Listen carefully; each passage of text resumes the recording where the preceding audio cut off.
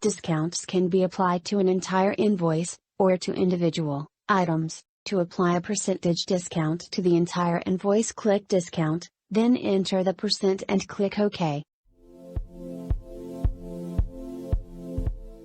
When items are added, you will see that the discount has been applied to the invoice. To apply a discount to an individual item, ensure the item is selected, then click Discount and then Item Discount. From here there are a few options to apply the discount. The options are to apply a percentage discount, apply a dollar discount, or apply a desired price. For this example, the original item price is $222, and the desired price is $200. The dollar discount would have been $22 and the percentage discount would have been 9.91%. When the desired discount is entered, click OK and the discount will be applied.